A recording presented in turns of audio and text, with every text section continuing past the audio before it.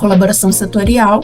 Então, por exemplo, a Proforest trabalhou bastante com a RTRS, né, com a parte de certificação, apoiando. Nós apoiamos muito o CGF, o Consumer Goods Forum. Nós estamos ali na facilitação tanto da parte de soja quanto a parte de pecuária. É interessante, Thaís, você fala sobre isso e aí, assim, na minha cabeça já começa a passar um monte de coisas, né? Assim, eu fico imaginando uma linha do tempo, talvez. A Proforest, quando ela já nasce com essa missão, né, de promover impactos positivos nas cadeias de fornecimento. Mas aí vocês, então, vão analisar não só isso, mas também a demanda que está vindo desses clientes que provavelmente são até mais exigentes, então seria mais ou menos alguma coisa assim? Você falou Indonésia e Malásia? Aí seria o que? Café? Para o comprador, nesse sentido, pensando especificamente em EUDR, né, pensando em União Europeia, não tem uma diferenciação de quem foi o responsável por aquela área. Se aquela área foi convertida a partir da data de corte, né, 31 de dezembro de 2020. E esses dados são repassados para vocês pela Ministério do Meio Ambiente? Então é importante, quando a gente vai lidar com essas empresas no meio da cadeia, entender o grau de robustez que elas têm nesses sistemas de monitoramento. Chama Nabuti no seu programa Cast semanal. E hoje nós estamos com uma entrevistada falando diretamente do centro do Brasil, né? Lá de Brasília. Muito bem-vinda, Thaisa. Que bom ter você aqui conosco. Olha, a gente já começa aqui o nosso programa e sempre pedindo para os nossos convidados se apresentarem. Então, conta pra gente nome completo, o que a Thaisa faz. Eu já falei que já dei um spoiler que você tá morando em Brasília, né? Mas conta pra gente quem que é a Thaisa e muito bem-vinda ao Chama Nabutina. Muito obrigada, Ediana. Estou muito feliz de estar aqui com vocês, desse contato que a gente fez aí em Balsas. Bom, eu sou Thaisa Baldassa, eu sou engenheira ambiental. Hoje eu sou gerente de projetos da Proforest, aqui em Brasília, como você comentou. Eu sou do interior de São Paulo, São José do Rio Preto, vivi 20 anos lá com a minha família, depois migrei por São Paulo, São Carlos. Vivi 3 anos na cidade de São Paulo, fazendo meu mestrado em geografia, e aí de lá vim para Brasília, 2 anos e meio aqui em Brasília. Então a Thaisa basicamente é essa mulher que está migrando pelos estados brasileiros, trabalhando, buscando novas experiências, basicamente é isso. Bem-vinda, Thaisa, obrigado por ter tirado esse tempinho para falar com a gente. E Thaisa, conta assim para nós o que essa empresa que você trabalha faz, porque o pessoal, né, que acompanha a gente fica curioso, porque muitas vezes a gente fala o nome em inglês, eles ficam, o que será que é? Então, poderia assim dar uma pincelada pra gente, por favor. Sim, com todo prazer.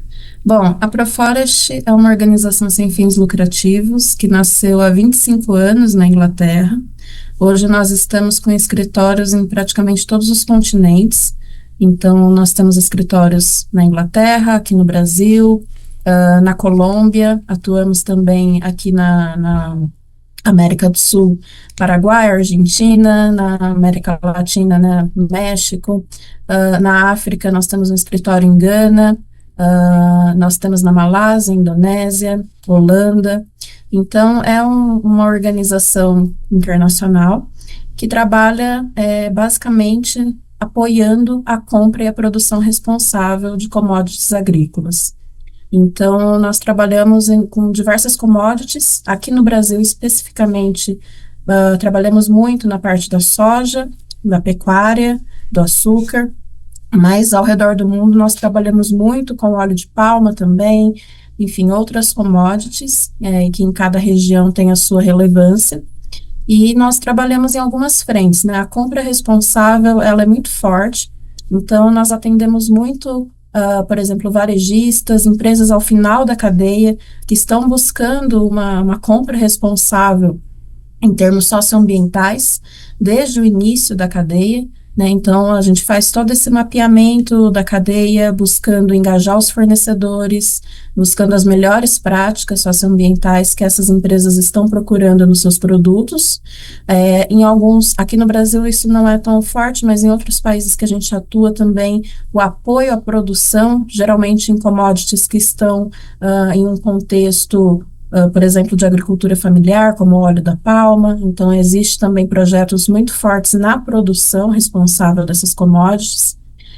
E a gente trabalha também com duas frentes que são um pouco fora das cadeias das empresas, que a gente fala que a compra e a produção responsável é essa frente de ação dentro das cadeias. Então, os volumes e os fornecedores dessas empresas que nos buscam.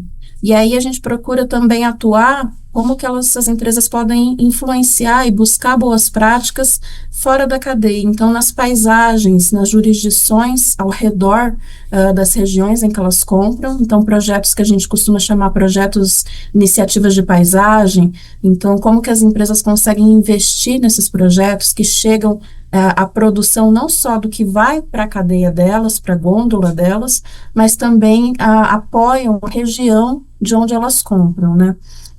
E também projetos de colaboração, colaboração setorial. Então, por exemplo, a Proforest trabalhou bastante com a RTRS, né, com a parte de certificação, apoiando. Nós apoiamos muito o CGF, o Consumer Goods Forum. Nós estamos ali na facilitação tanto da parte de soja quanto a parte de pecuária. Aqui no Brasil, eu, por exemplo, atuo muito na facilitação do protocolo do Cerrado, que a gente fala que é primo do boi na linha que acontece na Amazônia, que são os frigoríficos buscando a compra responsável de gado e também as empresas que compram os produtos bovinos buscando essas boas práticas na cadeia. Então, são quando as empresas se juntam nesses projetos de colaboração para fazer alinhamentos setoriais. A Proforest atua também na facilitação desses espaços, né? Representando a sociedade civil, muitas vezes, enquanto uma organização sem fins lucrativos, mas também prestando essa parte de consultoria e facilitação, né? Então, essas são as nossas principais frentes de trabalho, de atuação. Aqui no Brasil, nós temos muitos clientes que são do Brasil, mas também clientes internacionais que compram do Brasil. Até por isso que eu tenho essa experiência com a EUDR, né, que a gente conversou bastante em Balsas com a regulação europeia sobre as commodities, então buscando o desmatamento zero nas cadeias. Então a gente lida muito com esses clientes que estão fazendo essas compras do Brasil e tendo que se adaptar a essas regulações. A gente consegue apoiá-los a não só procurar fornecedores que se adequam a essas regulações, mas também a promover impactos positivos com aqueles fornecedores que, porventura, não se adequem a esses critérios. É interessante, Thaís, você fala sobre isso, e aí, assim, na minha cabeça já começa a passar um monte de coisas, né? Assim, eu fico imaginando uma linha do tempo, talvez, até pra gente contextualizar para as pessoas. O que é um primeiro passo? Então, por exemplo, a Forest nasceu por conta da demanda de compra de produtos para que vocês fizessem essa, vamos falar assim, uma ponte entre quem estava querendo comprar e quem estava produzindo? É mais ou menos isso? É mais ou menos isso, sim. A Proforest, quando ela nasce, ela já nasce com essa missão, né, de promover impactos positivos nas cadeias de fornecimento. E muito da demanda, como nasce ali na Europa, né, na Inglaterra, a demanda desses compradores que buscam commodities em outras regiões. Até por isso, ao longo do tempo, a gente foi se instalando nessas outras regiões. Aqui no Brasil, nós estamos há 13 anos, para conseguir fazer exatamente a ponte. Ponte é uma palavra que a gente usa muito, a ponte entre o produtor e o consumidor, o país exportador e o país importador, né? Então, a ponte, por exemplo, entre o diálogo que a sociedade civil faz quando demanda produtos, práticas, né? Por exemplo, o desmatamento zero, e como fazer essa conversa com quem realmente está produzindo, com quem realmente está comprando, e como alinhar essas expectativas, o governo, né, quando uma nova lei é colocada em prática, em implementação, como que isso se aplica, quais são os desafios, quais são as oportunidades, a gente se insere nesses contextos tentando fazer pontes. É sempre a nossa, não diria que a nossa missão, né, a nossa missão é promover as cadeias mais realmente mais sustentáveis, mas assim, a nossa a palavra-chave geralmente é fazer pontes. Eu imagino que talvez não seja fácil, inclusive, atuar nesse setor por conta exatamente dessa questão do contexto de realidade que a gente vive. No sentido, quem está querendo comprar provavelmente quer comprar dentro das diretrizes do país que ele já, né, que ele atua. Então, se eu estou falando da Europa, vamos dizer que ele está levando em conta as regras de atuação local, ainda que sejam mais restritivas ou não, né?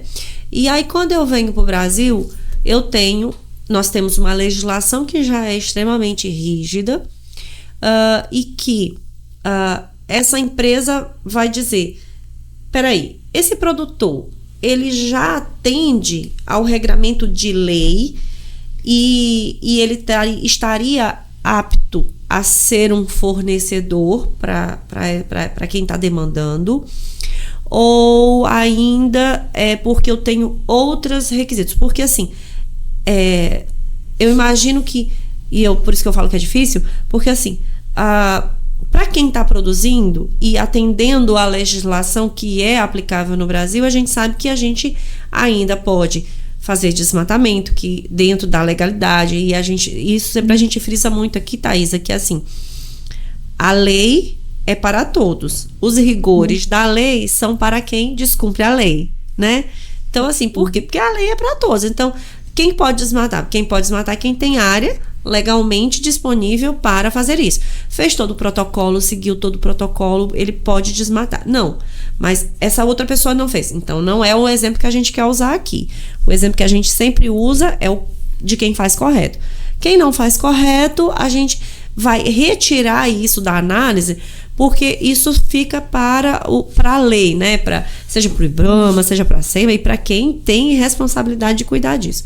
Partindo do ponto de vista que esse produtor atende toda a legislação trabalhista, ambiental, sócio e por aí vai, tecnicamente ele estaria apto a fornecer.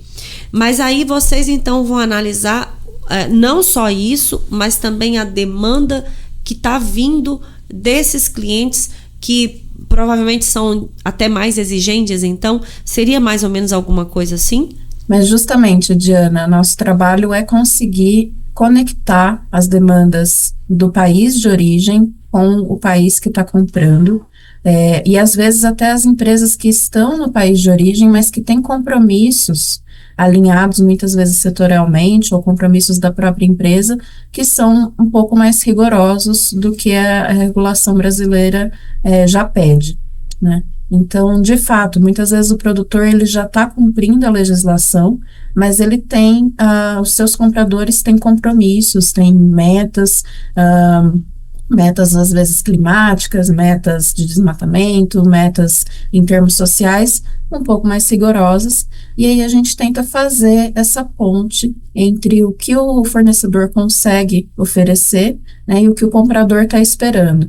Então, muitas vezes a gente observa a compra por volumes, né, a busca por volumes livres, o desmatamento, por exemplo, e muitas vezes os certificados ajudam nesse sentido. Então, você compra volumes certificados que têm a ver com os seus compromissos, e não necessariamente o fornecedor cumpre todos esses requisitos do comprador, né? Então, a gente fala que nesse caso tem essa segregação.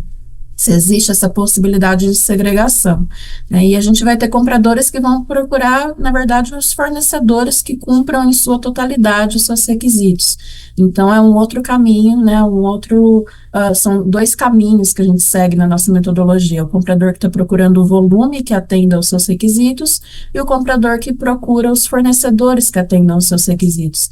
E aqui, então, cabe falar, né? A nossa linha de trabalho, ela busca muito a reintegração do fornecedor fornecedor, que na verdade é trazer o fornecedor de volta para a cadeia, quando ele não cumpre algum desses requisitos.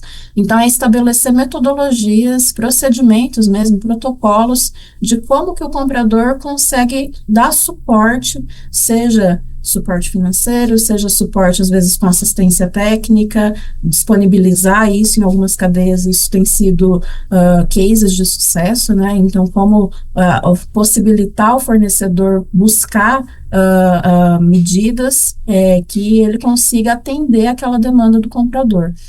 No caso, por exemplo, da Europa, é um pouco mais restrito isso, da União Europeia, na verdade, hoje, o que ela busca, na verdade, não dá margem para essa reintegração, né, para essa reincorporação do produtor. Se ele não cumpre aqueles requisitos, ele não tem como estar dentro dessa cadeia, né, e aí ele vai ter que buscar um outro mercado para isso.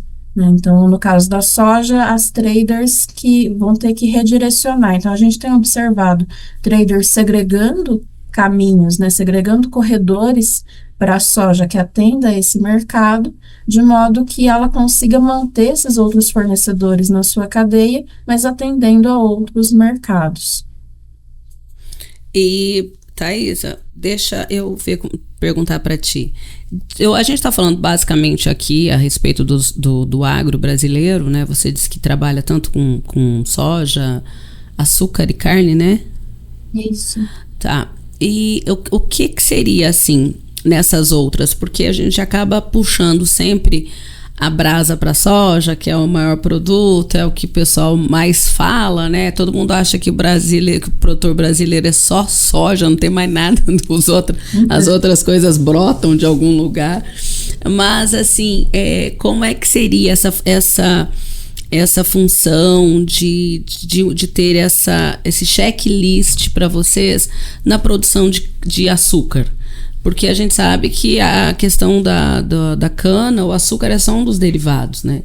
Então, assim, sim, como é que seria esse checklist? Porque eu volto a dizer, a gente está acostumado a lidar com uma fazenda produtora de grãos, mas a gente sabe que tem, principalmente aí em volta, né, de Brasília, que é o meu estado do Goiás, tem muita produção de cana. Né? E é basicamente só cana, né? O produtor não tem outra cultura.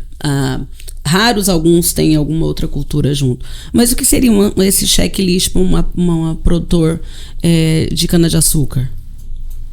Olha, é muito similar o processo, né, o processo do monitoramento. Então, por exemplo, os nossos produtos, eles giram muito em torno, quando a empresa está buscando estabelecer compromissos, estabelecer metas, é uma frente de trabalho, né, e a outra frente também é a parte do monitoramento dos fornecedores, a parte de verificação, que inclui as auditorias, como fazer esse reporte, como engajar os fornecedores. No caso da soja e da cana, os nossos procedimentos são muito parecidos. A gente não vê desafios em termos de atendimento muito diferentes. A gente vê desafios em loco. Por exemplo, a cana, geralmente ela está em regiões em que já não tem muito o que desmatar, já não tem muito o que converter de vegetação nativa. São regiões já mais consolidadas nesse sentido, né? Fazendas que já têm déficit ou já não tem mais um superávit de vegetação, vamos usar essa palavra assim, né? Já não tem um excedente de vegetação nativa. E outra coisa nesse sentido, por exemplo, no caso da pecuária, a gente vai ter um cenário parecido com o da soja, as regiões, os desafios, mas a gente vai ter outros desafios como a rastreabilidade da produção. Enquanto na soja, um dos grandes desafios para as empresas é fazer a rastreabilidade a partir da porteira, né? No caso da carne, é antes da porteira, são todas as porteiras anteriores, né? Então, são desafios logísticos diferentes, mas desafios socioambientais são mais parecidos, né? Então, os desafios logísticos do açúcar e da soja são até similares, sim, né? Mas os desafios socioambientais por questão de história mesmo, questão de história de ocupação, né? A história de produção dessas commodities, por mais que a soja seja mais recente, a cana, ela tem essa questão, assim, das regiões, por exemplo, em São Paulo. Lidei bastante com a cana em São Paulo, porque era uma região em que isso já estava muito consolidado. Sim. É São Paulo, Mato Grosso, né? A cana, gente, tem lavouras de cana centenárias. Vamos, né? A área, no caso, né? Não a mesma lavoura, mas a área. E o que eu queria perguntar para ti é, aqui, Thaís, principalmente na região do Vale do Araguaia, do Vale do Tocantins, que o pessoal, né, aquela região do Centro-Oeste, aí onde você está, tem gente que está migrando da pecuária, ou está arrendando as áreas, ou o próprio está mudando. Então, assim, de 10 anos ali, quem passa por São Miguel, que é o que eu costumo fazer esse trajeto, a gente vê muitas pastagens que viraram lavoura. E aí, como é que se vê isso? Porque já eram áreas que estavam abertas, né? Não foi uma área recém-aberta. Como é que isso entraria para essa pessoa? Vamos supor, eu loquei essa propriedade, né? Ela não é uma propriedade minha, eu tenho a minha propriedade. E como é que o produtor vai, não vou dizer legalizar, mas vai entrar nesse checklist, voltando a dizer para ti que essa área já estava aberta, era uma área que estava degradada, pastagem mal cuidada, aquela coisa toda. Como é que fica, no caso, a produção nessas áreas que já eram abertas e só trocaram de cultura? Mas você fala isso em relação a esse checklist em relação a quem? Porque muitas vezes o mercado europeu, porque como eu te disse, vamos supor assim, eu tenho uma propriedade que está, né, nos conformes, mas estou arrendando uma que, sabe, essa dificuldade, de repente o pessoal de fora entender que não é, que apesar de você ser o mesmo produtor, você não abriu aquela área já estava aberta, só que com outra cultura. Você conseguiu entender mais ou menos o que eu quis dizer? Entendi. Ok. Eu acho que para o comprador, nesse sentido, pensando especificamente em EUDR, né, pensando em União Europeia, não tem uma diferenciação de quem foi o responsável por aquela área. Se aquela área foi convertida a partir da data de corte, né, 31 de dezembro de 2020, ela já não é elegível. A produção naquela área não é elegível para aquelas commodities que eles elencam, né? Por exemplo, o açúcar não entra, mas a soja, seja em grãos, enfim, seja farelo, enfim, produto que tenha origem naquela área, mesmo que aquela área anteriormente era de outro dono, ou até mesmo hoje é de outro dono, ela está sendo um arrendamento, né? A questão é a área em si, eles fazem a análise, né, espacial e verificam que houve essa conversão de vegetação e para eles já não é elegível a produção daquela área, independente em que momento que isso mudou de dono, responsável por aquilo, né? Seriam só até 29? Não, até dezembro, né? Dezembro de 20. Dezembro de 20. Isso, até dia 30 de dezembro de 20. Ok. A partir de 21, aí o cenário já independente se isso foi legal ou não, né? Sim. Não, é porque essa já foi um questionamento da Ediana, né? Porque a nossa legislação permite, né? Então, assim, que tenha essa abertura de área de forma legal, a gente sabe disso, mas é uma exigência de outros países. E como é que é a questão de compra, assim, para vocês, num país que é diferente do nosso? A gente conhece muito a nossa legislação aqui em termos ambientais, mas a gente sabe, por exemplo, assim, que existem países que não têm um código ambiental, não tem... Aliás, eu acho que só o nosso tem esse código, para te falar a minha verdade, porque o que a gente viaja e vê é totalmente diferente, né? Você falou Indonésia e Malásia? Aí isso seria o quê? Café? Olha, eles trabalham bastante na parte do óleo de palma, açúcar também passa bastante por lá. Açúcar é uma das principais commodities que a gente trabalha nessa região. E essa petição até 30 de dezembro de 20 entra todos esses países que vocês atuam? Sim. Para a União Europeia é para qualquer país que esteja vendendo para ela, né? Acho que é importante, no caso da regulação europeia, essa responsabilidade legal é do comprador. Então, toda a responsabilidade por essa informação é de quem está comprando lá dentro e de quem está vendendo lá dentro Sim. também, vendendo para fora também. Então, essa responsabilidade de buscar essas informações é dele, independente de que país ele esteja comprando. Sim. O que existe em andamento é o grau de informação que vai precisar de cada país, pensando no risco. Sim. Então, havia sido divulgado uma lista do risco para os países.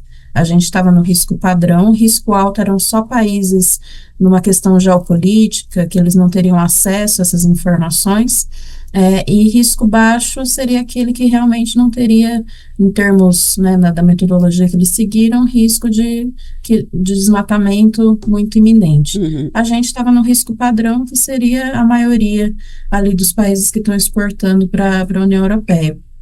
Ontem a gente recebeu a notícia de que essa lista não foi aceita lá dentro do parlamento e a Comissão Europeia vai desenhar novamente essa listagem de países e os riscos associados.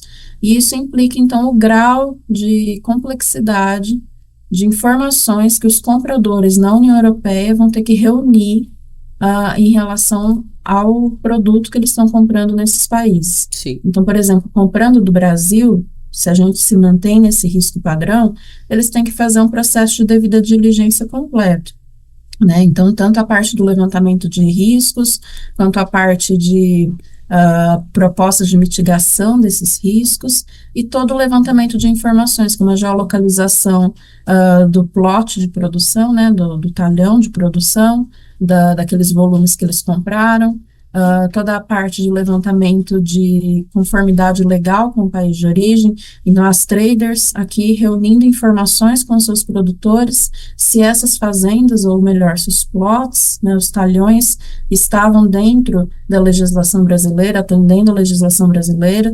Então, as traders levantando essas evidências para passar para esses compradores. E também a gente defendendo o nosso sistema aqui de monitoramento do desmatamento com o PRODES, né, porque eles podem usar um outro mecanismo para olhar o desmatamento, e a gente aqui no Brasil já usa o PRODES para praticamente todas as cadeias, né, então pode dar alguma diferença nessas análises, e a gente, enquanto Brasil, gostaria que as nossas análises fossem validadas, né, então... se aqui no Brasil as traders estão comprando e olhando pelo PRODES e vendo que não tem desmatamento e vendendo esse produto atestando que não tem desmatamento segundo essa metodologia, né, então o comprador ele vai ter essas informações com esse grau de robustez. Nem todo país que vai vender para eles vai ter esse grau de robustez na informação ou essa legislação complexa, como você mesmo falou, robusta que nós temos, né, nem todo país vai ter para poder dar esse grau de informação, esse grau de qualidade do produto nesse sentido. Sim, e esses dados são repassados para vocês pela Ministério do Meio Ambiente, ou tem algum... Geralmente são as empresas que a gente trabalha. Por exemplo, esse ano eu liderei um piloto, né, uma simulação, na verdade, com algumas traders que têm os seus compradores na Europa. Então, sentei com eles, seus fornecedores, seus principais fornecedores de soja, para entender quais eram os desafios para conseguir entregar esses produtos em conformidade. Então, a gente levantou todo o material que essas traders passariam para os operadores, para os compradores na Europa, analisou esses materiais à luz dos documentos oficiais da Comissão Europeia, né, e tentando ser bastante alinhado com o que o setor vem promovendo aqui no Brasil, a BIEC, a BIOV, enfim, as exportadoras, o alinhamento setorial de como fazer esse monitoramento, e aí a gente escuta bastante essas empresas. Nesse piloto a gente lançou ele, tá online, a própria Comissão Europeia divulgou, né, na sua biblioteca esse estudo que a gente fez, porque a gente fez tanto para carne quanto para soja e para couro, né, e alinhado com outros estudos que estão sendo feitos também aqui no Brasil nesse sentido, para mostrar para a União Europeia os desafios que o Brasil pode enfrentar para entregar esses produtos e como que isso impacta eles, mas principalmente como que isso impacta os nossos produtores, né? Então, quais são esses desafios para conseguir fazer essa entrega? Ok. Eu imagino o tanto de documento que acabe gerando por conta de uma comercialização, né? Você mencionou antes a questão, por exemplo, de algumas certificadoras. Quando a propriedade já tem, então, a certificação, isso acaba sendo um passo um pouco mais rápido nessa tomada de decisão, porque você já está com uma propriedade que já está validada, vamos dizer assim, para essa comercialização. Quando não, como que acontece? Como que é o contato de, por exemplo, se vocês fazem a ponte com o vendedor, por exemplo, eu quero vender, eu estou produzindo, eu sou o produtor. Como que é o contato de vocês com o produtor? Como que ele acontece? Com o produtor, você pergunta quem está comprando, nesse caso seria trader ou o importador? Pode ser o importador também, da forma que você achar melhor. São dois mecanismos diferentes, né? Então, quando a gente está pensando numa empresa mais no final da cadeia e ela vai tentar recolher essas informações, como, por exemplo, as traders que estão ali no meio da cadeia, né? A gente tem ali os mecanismos para identificar os sistemas de monitoramento dessas traders, né? Então, se ela não tem, como que ela faz algum tipo de monitoramento? Como que ela levanta essas informações? Então, você vai ter traders que têm um sistema de monitoramento socioambiental muito robusto, a ponto de terem sistemas de certificação próprios, né? Então, auditoria, reporte, sistemas próprios para isso. E você vai ter traders que muitas vezes terceirizam para plataformas de análise socioambientais das propriedades. Então, elas não têm sistematizado esses protocolos. Então, é importante, quando a gente vai lidar com essas empresas no meio da cadeia, entender o grau de robustez que elas têm nesses sistemas de monitoramento, para que as empresas mais ao final da cadeia consigam entender como essas empresas levantam informações para poderem fazer o seu próprio checklist. Agora, o contrário, por exemplo, no Brasil a gente trabalha mais com isso, mais diretamente, por exemplo, com as usinas de cana. Então, as usinas produzindo açúcar. Então, aí a gente vai ter essa relação mais direta entre a usina e o produtor. Aí é um sistema diferente. Essa usina ela não vai pedir o sistema de monitoramento do produtor, né? Ela vai coletar essas informações diretamente com o produtor. Então, são dois trabalhos de engajamento diferentes, né? Então, quando a gente está trabalhando, por exemplo, com a trader, e ela vai buscar essa certificação com o produtor de soja, por exemplo, né? Ela busca essas informações, tendo a certificação, nem sempre a certificação vai bater diretamente com o que ela está buscando. A certificação, ela vai dar um norte, ela vai dar um parâmetro das informações que a propriedade já tem levantadas, já tem monitoradas, né, já tem atestadas por uma terceira parte essas informações, e quando não tem, muitas vezes ela vai fazer esse levantamento, vamos dizer, com dados primários, ela vai coletar essas informações, né, ela vai muitas vezes terceirizar para outra empresa fazer essas análises, muitas vezes análises geoespaciais, diagnósticos, e muitas vezes a gente entra nessa parte de fazer essa consultoria, né, para conseguir engajar esses fornecedores, para coletar essas informações e redirecionar para análise. Então, são dois caminhos, são dois processos diferentes, quando a gente está entre a empresa lá no final da cadeia, a empresa no meio da cadeia, e a empresa no meio da cadeia e o produtor. E essa parte da documentação, por exemplo, quando a gente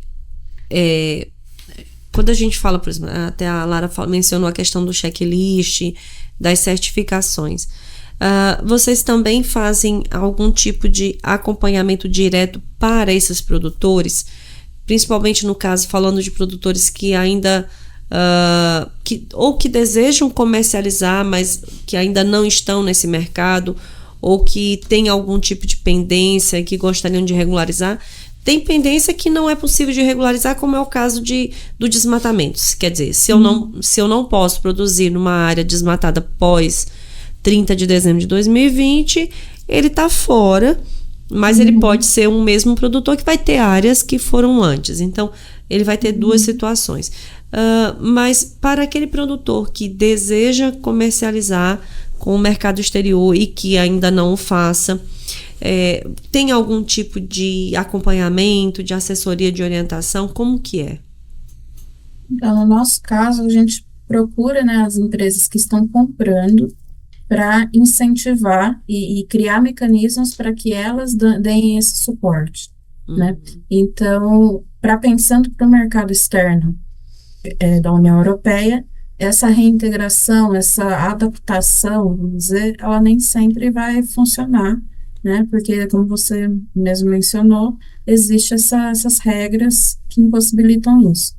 Mas para outros mercados ainda é possível, inclusive no mercado interno, né? Mas outros mercados como da Ásia, enfim, a gente tem outras possibilidades em que esse apoio à regularização, esse apoio muitas vezes a consultoria de como fazer essa regularização, né?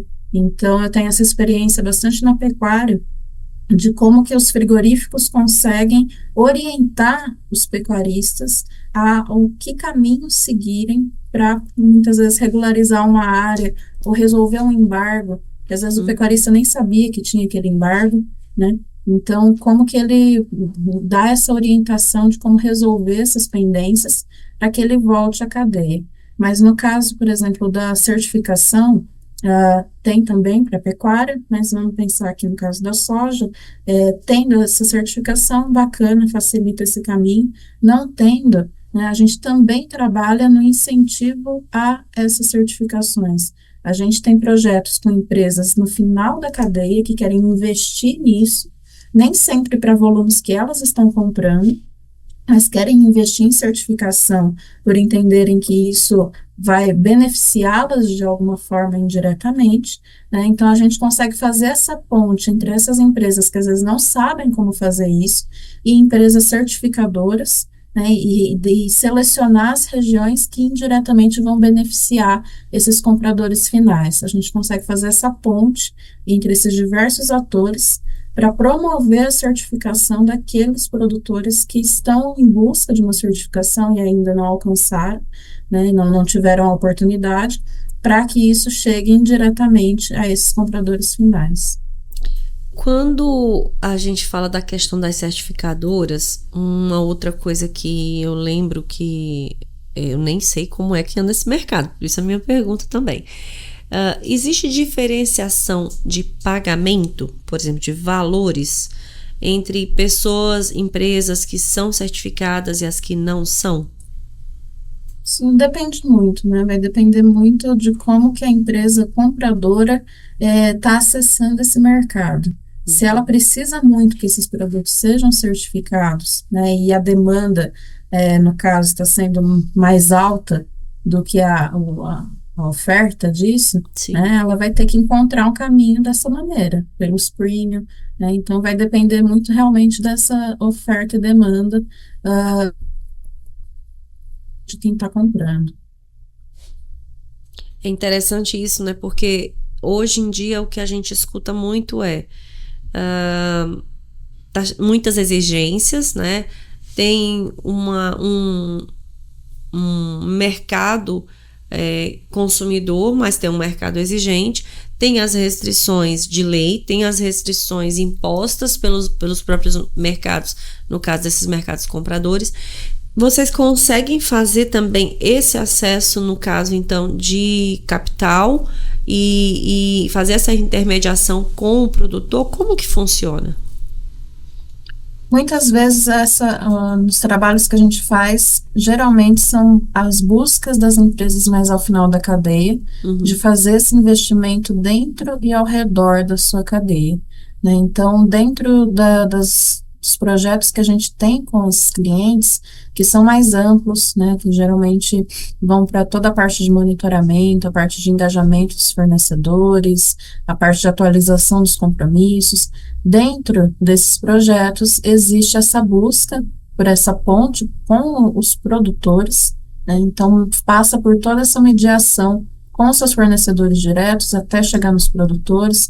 Então, por exemplo, no caso da certificação, a gente entra em contato, a gente faz todo o levantamento dos fornecedores dessas empresas, né, fornecedores, no caso, as traders, e aí consegue acessar os fornecedores, no caso, os produtores, e fazer essa ponte com outra empresa certificadora, né, que é habilitada a isso, a fazer esse trabalho direto no campo. Então, é realmente fazer esse escalonamento do recurso, fazer esse recurso chegar até a ponta, porque se estivesse só na empresa, ao final da cadeia, muitas vezes ela não tem essa visibilidade, ela não tem esses contatos, essas pontes com esses outros atores locais para conseguir escalonar esse recurso. E, Thaisa, assim, a gente sabe, né, você sabe tanto que o nosso país é gigantesco, é um continente, na verdade, e que tem muitas propriedades que nunca foram mexidas, né, e que se passarem de pai para filho, de repente aquele pai só tinha área para passear, aquela coisa toda, e tem uma área que hoje se planta, né, eu vou dar um exemplo assim de palmito, que não é uma área grande, açaí, né, Diana, o cacau que tá voltando com tudo aí, como é que vai ser? Porque até agora são só 7 produtos, né, nessa questão dessa, eu não vou dizer sanção, é outro nome, mas enfim, foi o que veio. Foi o que veio no... como é que ficaria para esses novos produtos que de repente ainda não entraram, porque com certeza terão produtos que vão também entrar nessa seleção, né? E aí vai continuar essa data, vai ter uma outra data para esses novos produtos, e desses novos produtos que de repente serão depois de 20, mas que começaram a ser produzidos agora, como é que seria essa supressão desses produtos se não for fornecidos por países assim como nós, que tem uma grande capacidade de produção? Muito bem. A questão da data, eu acho que dificilmente ela mudaria em outros contextos, né? É uma data acordada por eles de forma que eu acho que dificilmente isso seria alterado. Outros produtos, eles estão olhando os produtos mais arriscados, né? Então, as commodities que são produzidas em larga escala, né? Então, acho que dificilmente eles vão olhar para produtos muito específicos da região, produtos que são produzidos numa escala menor. No caso do cacau, ele já entra, né, porque o cacau ele tem a produção aqui no Brasil de uma certa característica em menores propriedades, muitas vezes, mas em outros países ele tem uma outra característica que o coloca nesse risco, né? Então, isso para o Brasil, a gente tem essa questão, como você falou, continental, a gente tem um mercado interno muito forte e a gente tem uma variedade no mercado externo que nos possibilita rearranjar o nosso escoamento. E, de fato, para alguns países isso pode ser uma questão muito mais delicada, né, se ele depende muito do mercado europeu para a sua balança comercial. Agora, quando esses produtos vão entrar, isso não está previsto, e quais produtos seriam, isso ainda não está previsto, e como eu falei, eu acho que dificilmente, quando entrarem outros produtos, eles mudariam a data de 2020. Sim, sim. Não, a pergunta é justamente por isso, porque a gente sabe, né, você conhece, né, como nós ainda temos a possibilidade, legalmente falando, de abertura de áreas, né? Isso com certeza. Você fez mestrado em geografia, você mais do que eu sabe a possibilidade de abertura de áreas aqui no Brasil. E assim, ainda não foi implementado. Você estima que quando começar a vigorar, terá suficiente produto, né? A demanda o produto vai ser suficiente para a demanda europeia? Eu acho que eles vão testar isso agora, né? Na hora que realmente entrar em vigor, que eles vão entender a dimensão, de fato, do impacto que isso vai ter nas cadeias deles. Então, por exemplo, em tese, ela já está sendo implementada em fase de teste. Sim. Desde que ela foi publicada até ela entrar em vigor, é como se fosse para as empresas irem se adaptando e fazendo suas análises de risco. Né? Então, é isso que a gente está acompanhando muito com as empresas. Agora, ela entrando em vigor no final desse ano, que de fato a gente vai ter acesso, de alguma maneira, né, às vezes parcial, aos números desse impacto. Como que esse impacto realmente chega no consumo da União Europeia. Sim. E isso para o produtor hoje, Thaís, assim, claro que ainda não está em vigor, mas para o produtor hoje, teria, financeiramente falando, que todo mundo trabalha para ganhar dinheiro, né? Claro. Ninguém quer perder dinheiro. Financeiramente falando, tem um valor maior ou continua com o valor de mercado igual decidido? A própria regulação, ela não prevê isso, né? Então, não é algo que a gente deva esperar por, né? Mas aí vai ser uma questão do mercado, porque as traders que dependem desse mercado europeu, elas vão ter que conseguir abastecer esses navios que vão para lá. Então, vai ser outra vez a lei da oferta e da demanda. Ela vai procurar por esses volumes, por esses talhões habilitados, né? Entender os talhões na sua cadeia de fornecimento, ver quais estão habilitados e garantir esses volumes. Aí, para garantir esses volumes, vai ter outras traders procurando por eles também. Sim. Então, vai caber essa negociação. E essa responsabilidade saiu da minha porteira, com quem fica? A responsabilidade. Dessa rastreabilidade ainda, né? Porque a partir do momento que saiu, é que nem um gado. Eu entreguei o gado, né? Você sabe a origem dele, que ele saiu da minha fazenda, mas aqui, vamos supor, do interior do Maranhão até chegar no porto. Sim.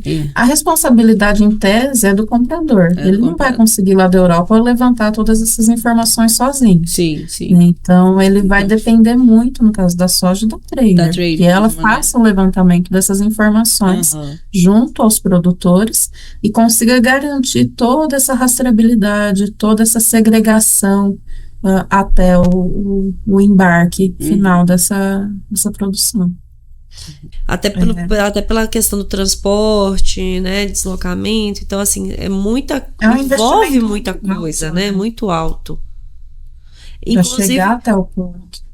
Porque isso é um ponto que muitas das vezes fica no ar, né, é assim, se a trade compra de todo mundo, inclusive de quem tá comercializando dentro da norma, né, da exigência do mercado e quem não está, mas isso tudo vai se misturar em algum momento, né? Porque você não consegue. Esse é o desafio dela, né? Porque dá aquela história, né? Não tem carimbo no grão, né? Exatamente, esse é o desafio dela. Por isso que eu falei no começo. Vai ter aquelas que vão separar, que tem condições de separar toda uma infraestrutura para esse volume, né? E vai ter aquelas que vão fazer sob demanda.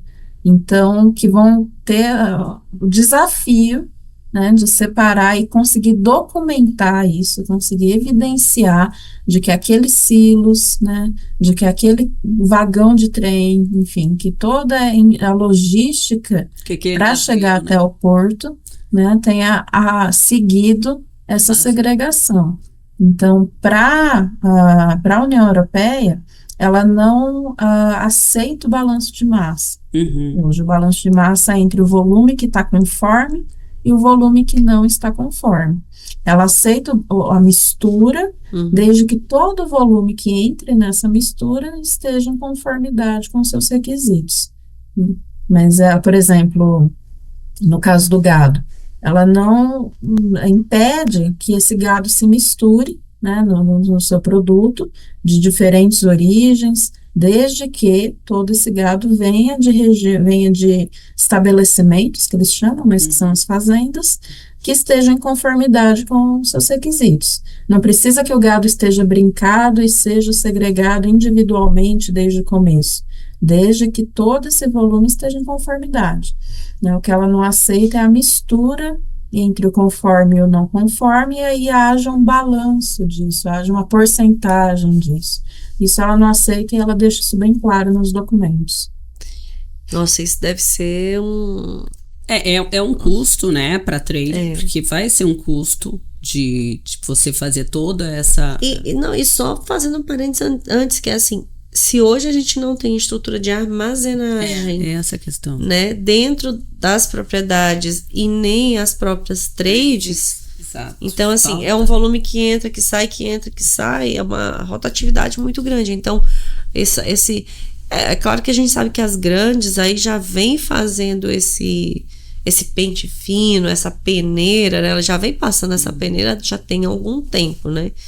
Inclusive, alguns produtores deixaram de comercializar com algumas delas por conta dessas exigências. Sim. Mas, por outro lado, e aí eu acho que a grande questão então, vai ser uma decisão que o produtor vai precisar tomar, porque para vender para o mercado exterior, ele precisa atender a todas as normas, né? Sim. É o mercado exterior pensando no que vai para a União Europeia, né, hoje. Então, aí a gente pensar nas porcentagens, né, o quanto que o mercado da União Europeia é relevante nas nossas exportações e o quanto a gente é relevante nas importações deles, né? Existe um desbalanço aí, eles dependem muito mais da nossa exportação do que as nossas exportações dependem do mercado da União Europeia hoje. Então, a gente exporta realmente um volume considerável para eles, sim, sem dúvida, mas que as traders que dependem unicamente do mercado da União Europeia não seriam a maioria, né? Sim. Inclusive, você falou isso, como que anda, né, o nível de exigência ou em termos comparativos? Hoje, vamos dizer assim, quem está mais impondo restrições, limitações é a União Europeia, de modo geral. A gente tem uma escala, tipo assim, depois da União Europeia, quem é o mercado mais exigente? Porque aí, no caso, por exemplo, a demanda e a China como grande comprador, ele também tem as restrições, mas... Eles estão buscando, né? A gente observa esse movimento da China buscando aprimorar e tornar mais robusto o seu sistema de, enfim, monitoramento do que entra e quais seriam os requisitos para fazer essas compras, mas ainda não chega ao nível de restrição do mercado da União Europeia. Então, Thaisa, só para a gente contextuar, né? Se eu, Lara, estou no conforme, como você usou o termo, né? Mas se eu pensar em abrir novas áreas na minha propriedade, eu saio do conforme? Saio do conforme, mesmo eu tendo aquela antiga, e separar essa soja desse cantinho aqui, a outra no outro cantinho. Se você sabe que você depende de uma trader, que depende do mercado da União Europeia, você tem uma questão, sim. Vixe, isso aí vai ser outro bafafá. E aí vem vai ser mais... né? Então, mas vai ser mais pano pra manga, né? Pano pra manga. Porque a gente sabe que tem uma legislação aqui, essa questão lá, e aí fica nessa questão, eu compro a soja sua, mas só desse canto pra cá, desse canto pra cá eu não compro. É complicado isso. Separa. Não, existe uma brecha, vamos dizer assim, né? Ela não está olhando para a fazenda, ela está olhando para o talhão. A regulação europeia, ela olha para o talhão. Então, se você consegue evidenciar que você abriu esse talhão a partir de 2020, mas a soja que você vai estar direcionando para essa trader, que vai estar direcionando para o mercado da União Europeia, vem de um talhão que foi aberto antes de 2020, existe essa possibilidade. A sua fazenda toda não fica bloqueada. Ok. Não é Só que você precisa conseguir evidenciar que esse volume que vai para essa trader sai desse talhão. Né? Então tá. Então, seja com fotos georreferenciadas e datadas, né?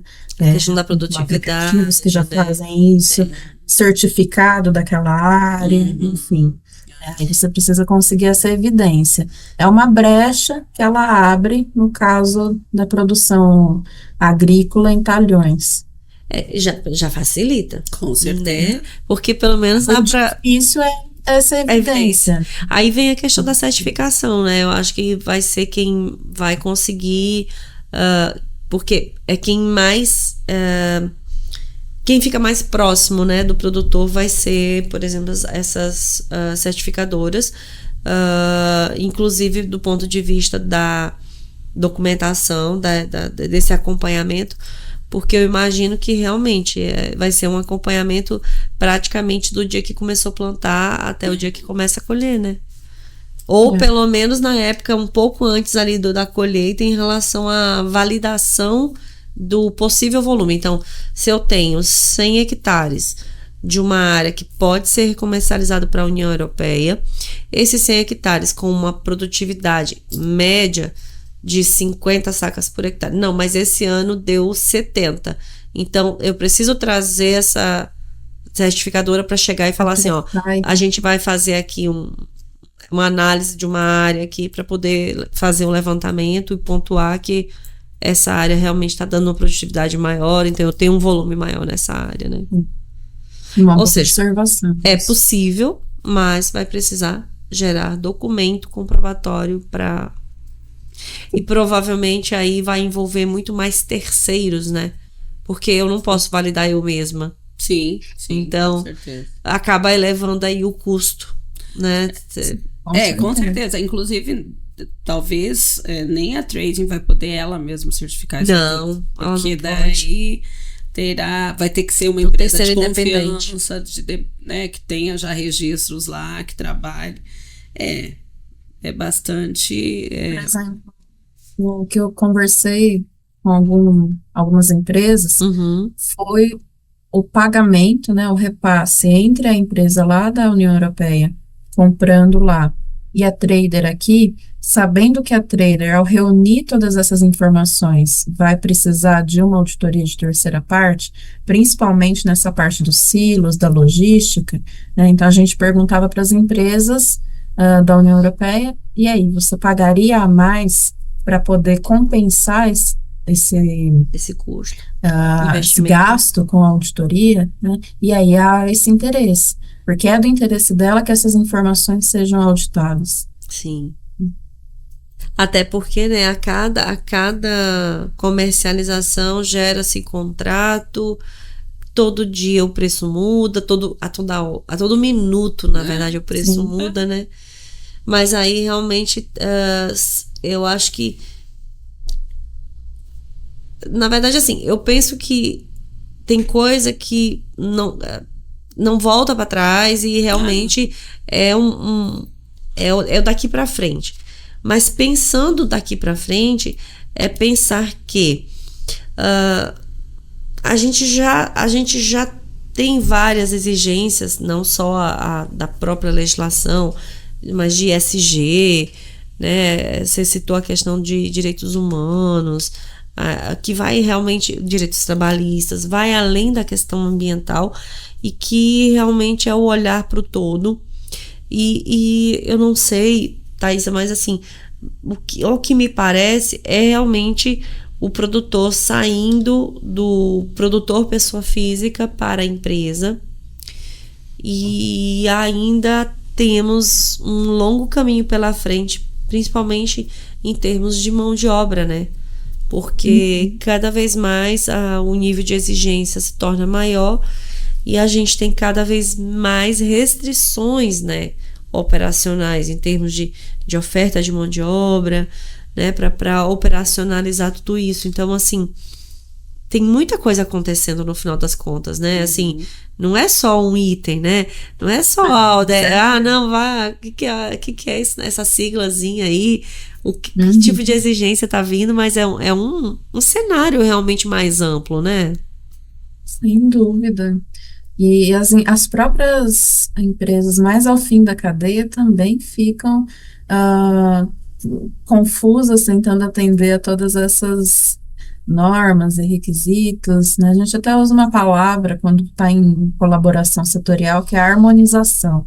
É tentar harmonizar todos esses requisitos para que as empresas consigam entregar todas essas informações, porque às vezes diferentes demandantes estão pedindo informações similares. Então, como conseguir entregar todas essas informações? E sem dúvida, a hora que isso chega no produtor, ele é o principal impactado, né? Porque é nele que realmente isso está acontecendo, a produção está acontecendo.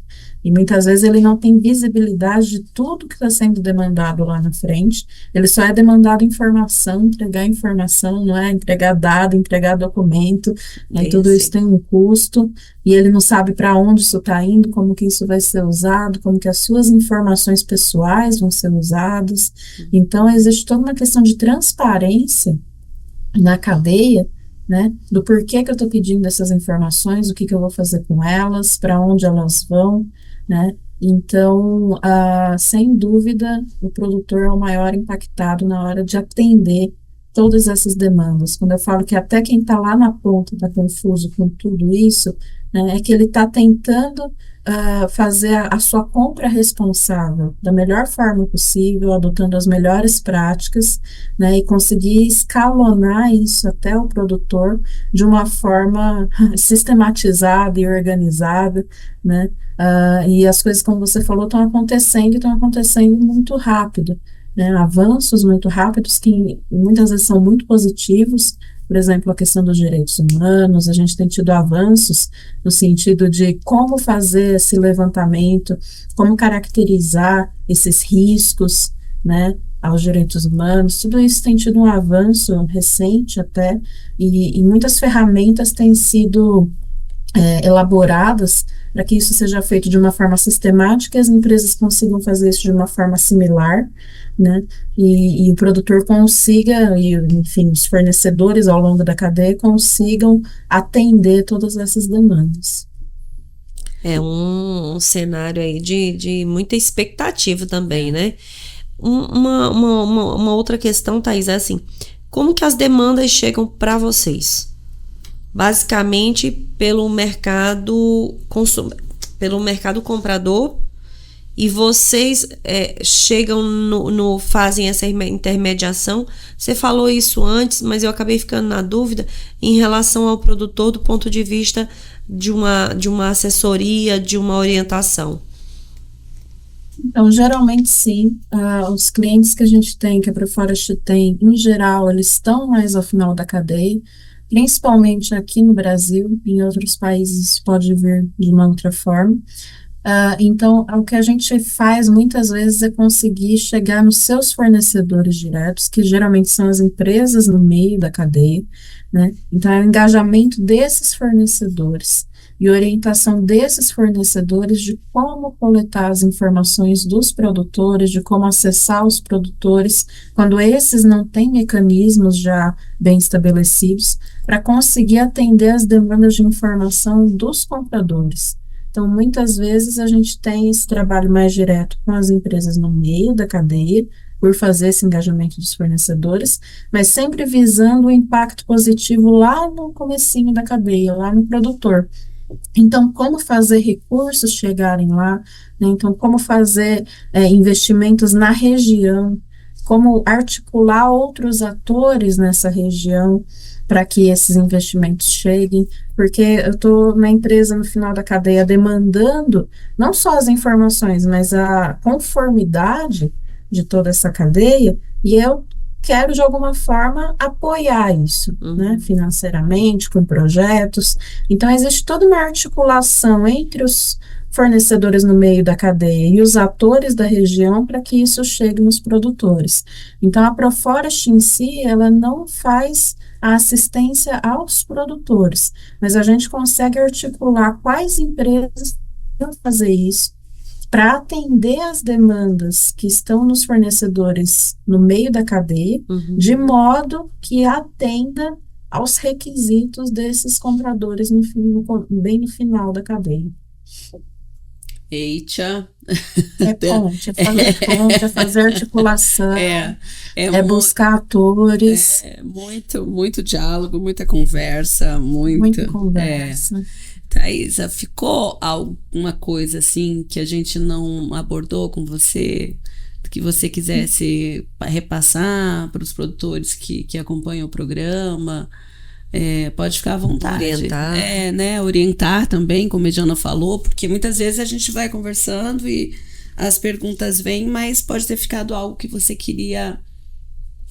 Não, eu acho que foi muito rico. Vocês fizeram ótimas perguntas, observações que eu mesma ainda não tinha me dado conta ao longo da conversa, né? De coisas que tenho falado tanto sobre o DR e cada vez que a gente conversa, e principalmente com o pessoal na produção, a gente levanta outras questões, né?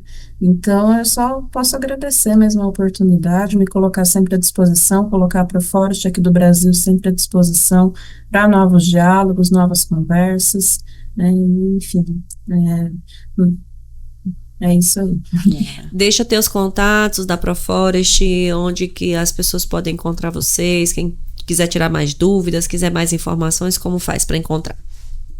Bom, nosso principal canal é o site proforest.net, é o site global, mas existe a página em português ali dentro, né? E a gente está no LinkedIn, como Proforest, eu estou como Thaisa Baldassi, e também a Proforest está no Twitter. Esses são os nossos principais canais.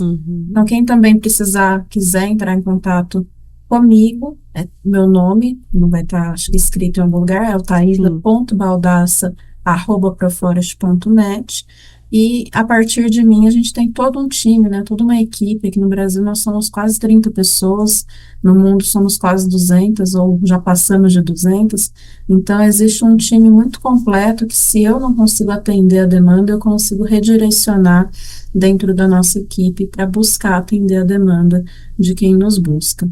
Maravilha. Ô, Thaisa, muito obrigada. E aí, para todo mundo que acompanha o nosso programa, as informações também vão estar disponíveis, sim, na descrição do vídeo, né? Para acompanharem a Thaisa, para acompanharem a Forest e para, né, mais informações também. Muito obrigada pela tua atenção, pelo teu carinho, né, pela tua receptividade, né, por estar aqui conosco, né, então fazer levar mais conteúdo e mais informação. Com certeza. Né, Lara?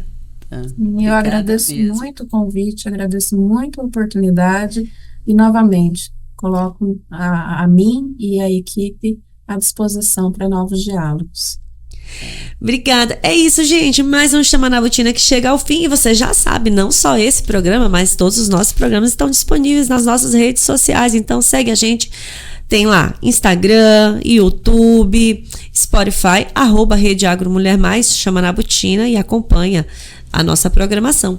Todo sábado tem um episódio novo. Então fica com a gente. Tchau, tchau. A Lavronorte é representante da marca John Deere, a maior fabricante de máquinas agrícolas. Lavronorte não apenas vende tratores e colheitadeiras, ela entrega confiança de que cada cliente terá o suporte necessário para maximizar sua produtividade. É como se cada máquina fosse uma extensão do próprio agricultor, projetada para enfrentar os desafios do dia a dia com eficiência e precisão. Estratégias, segurança do trabalho e ambiental é fundamental para garantir não apenas a proteção dos colaboradores, mas também a preservação do meio ambiente. É preciso adotar uma abordagem proativa, onde a prevenção é a palavra-chave. Isso envolve a identificação de riscos, a implementação de treinamentos e a promoção de uma cultura de segurança dentro da propriedade. Cordial Agro Seguros, financiamentos, consórcios. A Cordial Agro é uma empresa que se destaca no setor de seguros, financiamentos e consórcios, oferecendo soluções personalizadas para o agronegócio. Com um compromisso firme em atender às necessidades dos produtores rurais, a Cordial Agro proporciona segurança e tranquilidade, permitindo que os clientes se concentrem no que realmente importa,